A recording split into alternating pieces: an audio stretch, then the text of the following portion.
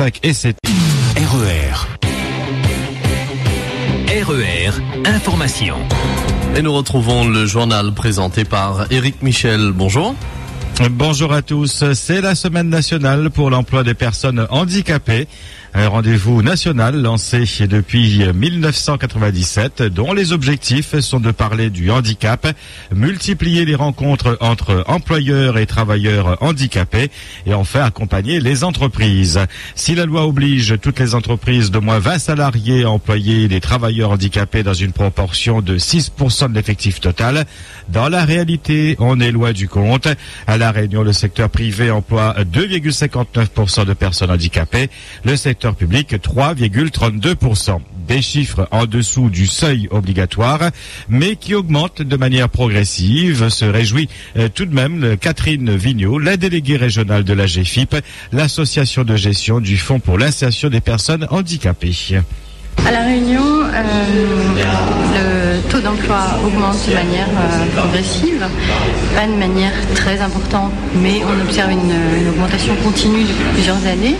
Ça a pour effet de faire diminuer la collecte, la contribution versée par les entreprises et la collecte récupérée par la GFIP. Alors, il faut savoir que la GFIP mutualise ces collectes, donc ça n'a peu ou pas d'incidence sur les moyens qui sont propres à la GFIP à La Réunion. Donc, malgré la collecte qui baisse, les moyens de la délégation régionale restent importants et permettent de répondre aux besoins des personnes et des entreprises. C'est une bonne chose justement que la collecte baisse quelque part ?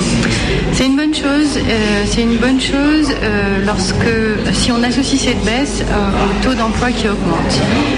On peut aussi se dire que la collecte a baissé parce que le repli économique a fait qu'il y a moins d'effectifs salariés dans les entreprises et que comme le quota d'emploi est calculé sur les effectifs salariés des entreprises, si celui-ci diminue, le quota diminue. Enfin, la contribution diminue nécessairement. Bon, on ne sait pas faire la part des choses pour l'instant. Mais c'est plutôt encourageant quand on regarde le nombre d'entreprises à quota zéro, à quota nul qui diminue. Là, on a une diminution de la moitié sur quelques années, donc c'est plutôt encourageant. Plusieurs opérations vont être menées cette semaine pour sensibiliser les chefs d'entreprise. Près de 2800 personnes handicapées sont actuellement à la recherche d'un emploi à La Réunion.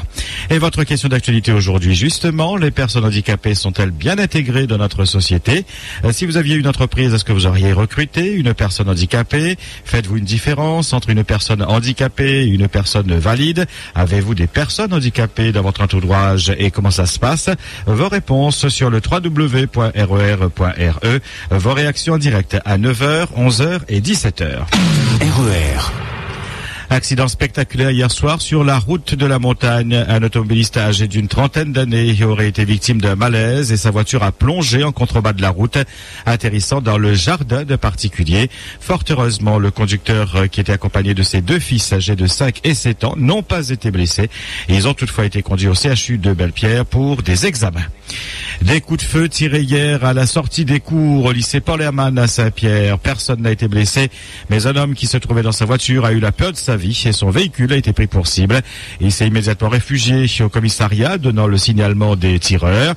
Après plusieurs patrouilles, les policiers ont interpellé un individu. Il est actuellement en garde à vue. Une nouvelle agression d'un chauffeur de bus. L'incident s'est produit hier vers 17h au niveau du lycée Jean Joly à la rivière Saint-Louis. Le conducteur présentait des blessures légères et se plaignait de douleurs au cou et au dos.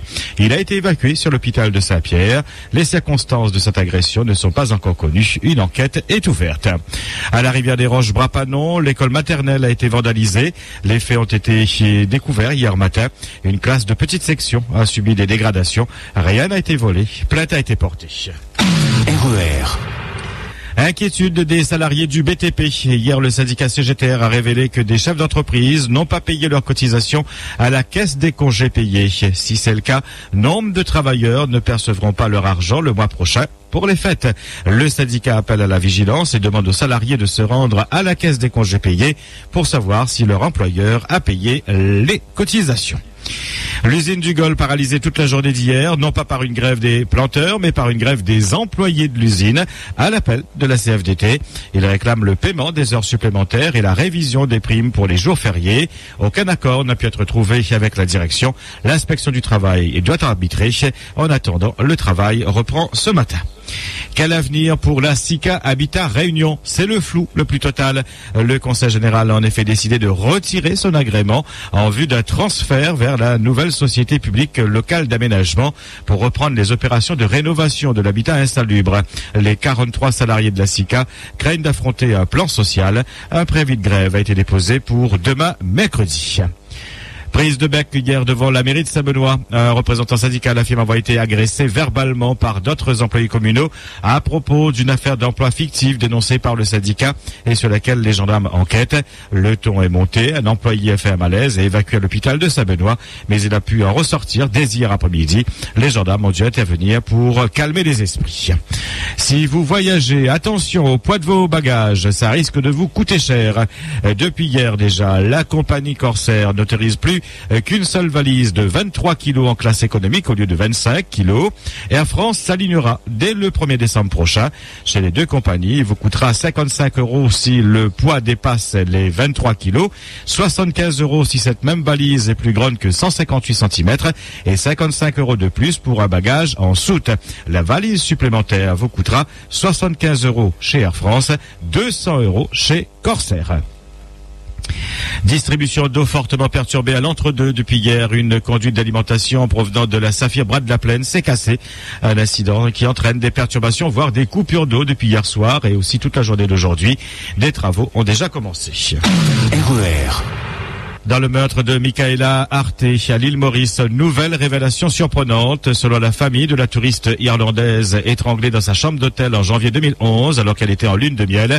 Durant le procès des deux présumés accusés en juillet dernier, les membres du jury n'ont pas été tenus au secret et ont eu l'autorisation de rentrer à leur domicile durant un week-end de la 5e semaine des débats. Un procès qui s'est soldé par l'acquittement des deux ex-présumés accusés. Dans une lettre au Premier ministre mauricien, la famille demande à Navid Ramgoulam d'éclaircir ces nouveaux éléments et d'annuler le précédent procès. Avec l'arrivée de la saison cyclonique, les différents services, organismes, associations testent actuellement leur dispositif. Si le PCR sec de la préfecture sera en exercice grandeur nature après-demain, jeudi, eh bien depuis hier, la Croix-Rouge française, via sa plateforme d'intervention régionale de l'océan Indien et la Fédération internationale des sociétés de la Croix-Rouge et du Croissant Rouge, organise la 4e formation de l'équipe régionale des réponses aux catastrophes sur le site du lycée agricole de Saint-Paul.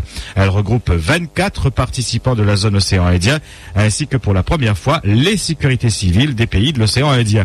La formation de 9 jours comprendra des modèles théoriques et pratiques portant sur l'ensemble des aspects d'une opération d'urgence. Depuis sa création en 2000, la Piroie a réalisé 33 opérations d'urgence dans la zone et 1 million de personnes ont été bénéficiaires directs des aides. RER. Un mot de football, ils seront finalement 2 Réunionnais à intégrer l'équipe de France pour le match amical France-Italie demain soir. Après Dimitri Payet, le sélectionneur des Bleus, Didier Deschamps, a appelé Benoît Tremoulinas afin de remplacer Gaël Clichy, souffrant d'un lumbago. RER. 8h08 sur RER, c'est le point final à cette édition. Merci de votre attention, de votre fidélité. Bonne journée. RER, la radio qui vous transporte sur toute l'île.